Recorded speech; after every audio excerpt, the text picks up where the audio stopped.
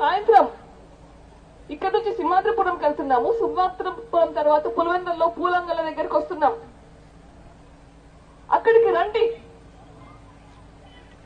అక్కడ అందరి ముందర పంచాయతీ పెట్టుకుందాం. ఎవరు ఏం చేశారో, ఎవరు హత్య చేశారో అందరికీ తెలిసిపోతుంది. రెడీనా?